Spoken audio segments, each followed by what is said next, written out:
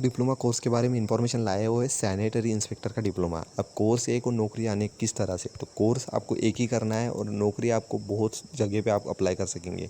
तो ये वाला जब डिप्लोमा आपके पास आ जाता है एएसआई का डिप्लोमा, ये वाला इसी टाइप का डिप्लोमा रहता है, यही डिप्लोमा रहता है, मेरे पास भी यही डिप्लोमा है। तो ये जब डिप्लोमा आपके पास होता है तो हेल्थ इंस्पेक्टर की कई वैकेंसी आती है। हेल्थ इंस्पेक्टर की वैकेंसी ज़्यादा से ज़्यादा हॉस्पिटल कंटोनमेंट्स जोन वगैरह में आती है, तो वहाँ पे आपके पास एएसआई का डिप्लोमा होना ज़रूरी होता है जब वह आप इस पोस्ट के लिए अप्लाई करते हैं। तो डायरेक्टली लिखा जाता है क्वालिफिकेशन में हेल्थ इंस्पेक्टर का डिप्लोमा आपके पास होना जरूरी है, तभी आप इसके लिए अप्लाई कर सकते हैं। अब सैनिटरी इंस्पेक्टर के बारे में देखा जाए तो सैनिटरी की इंस्पेक्टर की जो वैकेंसी है म्यूनसिपालिटीज़ में सबसे ज़्यादा आती है, नगर परिषद नगर निगम में इसकी वैकेंसी सबसे ज़्यादा आती है। तो आपको उस टाइम पर भी एसआई का डिप्लोमा मांगा जाता है, तभी आप इसके लिए अप्लाई कर सकते हैं। अब स्वच्छता अधिकारी, मलेरिया इंस्पेक्टर के बारे में बोला जाए तो मलेरिया इंस्पेक्टर आपने ज़्यादा से ज़्यादा सुना होगा, नहीं सुना होगा तो हम आपको सामने दिखाने वाले हैं।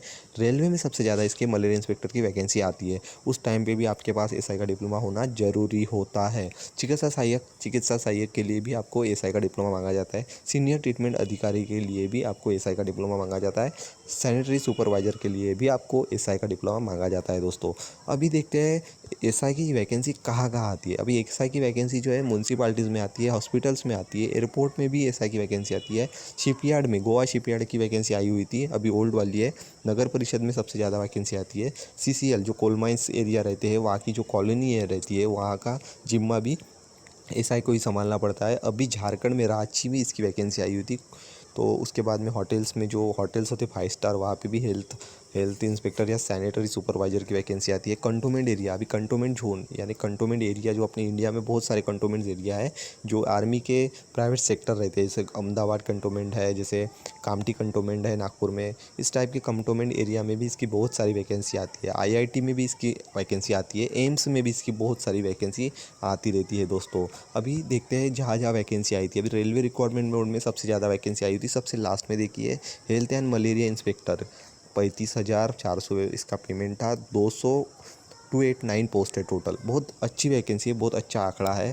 कंपटीशन के माने, कंपटीशन अगर देखा जाए तो बहुत कम रहता है, बहुत कम लोग इसके लिए अप्लाई करते हैं, बहुत कम लोगों के पास ये डिप्लोमा होता है। ये देखिए ब्यूरो ऑफ रिसर्च डेवलपमेंट में ये ओल्ड वाली वैकेंसी जिसका स्क्रीनशॉट मैंने मारे और आपको दिखा रहा हूँ।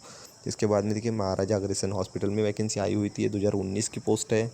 इसके बाद में देखिए देवली कंटोनमेंट बोर्ड में अभी 2020 में इसका पेपर हुआ था। इसके बाद में देखिए कि सेंट्रल रेलवे में सबसे लास्ट में देखिए हेल्थ इंस्पेक्टर की वैकेंसी आई हुई थी।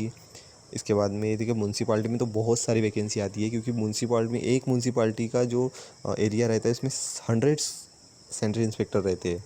अब म्यूनसिपाल्टी में तो सबसे ज़्यादा पब्लिक सेक्टर में काम आता है इनका।